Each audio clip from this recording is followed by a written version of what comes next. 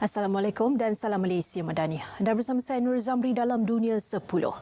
Dua bom meletup berturut-turut semasa perhimpunan memperingati pembunuhan Jeneral Iran Qasim Soleimani di Kerman.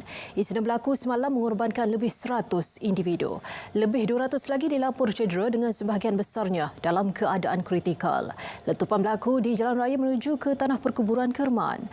Ia lokasi Jeneral Qasim dikebumikan. Bom berkenaan meletup selang 10 minit. Media tempatan yang memetik kenyataan sumber mendedahkan pelaku meletupkan bom menggunakan alat kawalan jauh. Timbalan Gabner Kerma menyifatkan insiden berkenaan sebagai serangan pengganas. Iran menetapkan hari ini sebagai hari berkabung bagi menghormati mangsa yang terbunuh dan warisnya.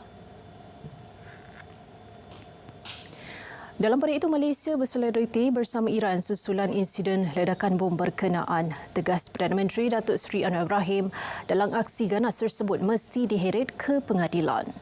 Malaysia mengutuk sebarang bentuk keganasan terhadap individu tidak berdosa. Ini termasuk kekejaman Israel terhadap rakyat Palestin dan yang terbaru di Lubnan. Melangkah ke Tahun Baharu, Malaysia mengajak dunia terus membantah budaya ganas dan rakus. Tindakan itu penting demi menyelamatkan kemanusiaan sejagat. Kes genosid di Gaza yang didakwa dilakukan oleh Israel akan dibentangkan oleh Afrika Selatan di Mahkamah Keadilan Antarabangsa ICJ di The Hague minggu depan. Kes itu dijadual didengar pada 11 dan 12 Januari. Jelas Ketua Pengarah Kementerian Luar, pihak pendakwa akan berada di Mahkamah ICJ pada 11 Januari. Pihak pendakwaan juga akan membentangkan kes berasaskan bukti termasuk niat khusus jenayah genosid dan berdasarkan kenyataan-kenyataan para pemimpin. Afrika Selatan yang menyokong perjuangan Palestin sejak beberapa dekad lalu memulakan prosiding di ICJ bulan lalu memohon Mahkamah Antarabangsa itu menyiasat jenayah genosid yang didakwa dilakukan oleh Israel di Gaza dan memutuskan segera bahawa Israel melanggar Konvensyen Genosid 1948. Tentera Filipina mengumumkan rondaan bersama Amerika Syarikat AS selama 2 hari di Laut Cina Selatan hari ini. Tindakan itu dilihat satu langkah yang mungkin tidak disenangi China. Pembabitan keselamatan antara dua negara bersekutu itu meningkat tahun lalu ketika ketegangan semakin meningkat di Laut Cina Selatan, menyaksikan Filipina dan China saling menyalahkan satu sama lain atas beberapa kejadian. Filipina dan AS pertama kali melancarkan rondaan bersama pada November tahun lalu dengan mengadakan latihan ketenteraan selama 3 hari di perairan berhampiran Taiwan dan di Laut Filipina Barat.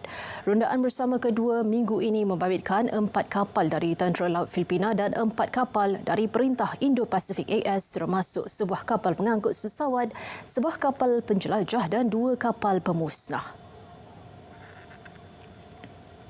Korea Selatan mengalami tahun paling panas dalam sejarahnya pada 2023. Ia memecahkan rekod dicatatkan sebelum ini yang disebabkan oleh kesan pemanasan global. Peningkatan ketara suhu itu menandakan peristiwa penting mengatasi rekod sebelum ini yang dicatatkan pada 2016 iaitu 13.4 Celsius. Pentadbiran Meteorologi Korea menganggap tahun ini sebagai titik permulaan penting untuk rekod cuaca di Korea Selatan.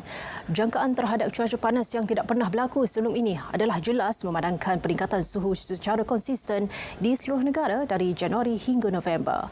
Malah pada bulan terakhir tahun itu, cuaca panas berterusan kecuali tempoh sejuk yang singkat pada pertengahan Disember apabila negara mengalami suhu di bawah paras beku dari 16 hingga 25 Disember.